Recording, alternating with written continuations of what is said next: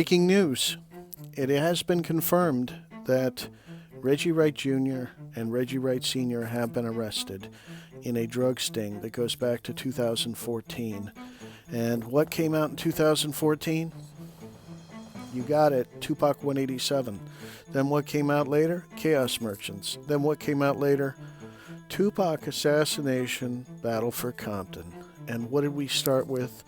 We started with the Mexican cartels. We went to sheriff corruption, Rampart corruption, and the Compton PD that was put into the sheriffs. And so you basically had a corrupt police force that get absorbed into the sheriffs. And I've been told that the Compton Police Department were the ones that targeted Lee Baca. Not because Jim McDonnell is a bad guy, but because they wanted confusion so that they could continue doing their shenanigans.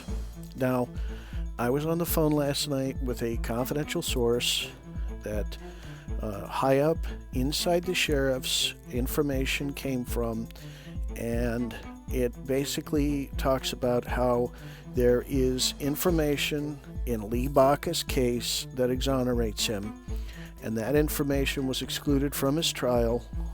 Don't know, haven't verified it. I haven't verified any of this, but I want to put it out to the crowd and see if we can't start to verify this. I was also told that this is going to lead to other sheriff arrests that are happening, including a counterfeit currency that was seized in one operation.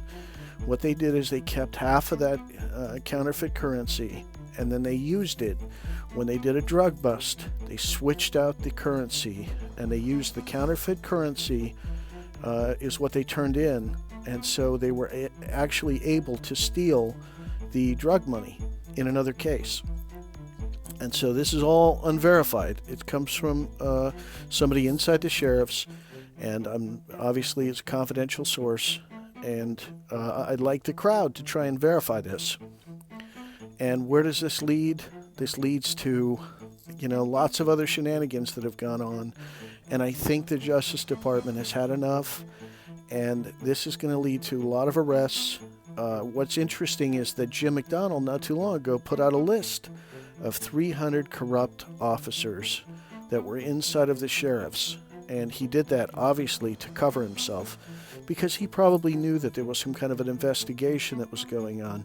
The real question now is going to become, was Reggie Wright Sr.'s name on that list? And were the other people implicated in this stuff, were they also on this list? So a lot more to come. This is a developing story. It's breaking news.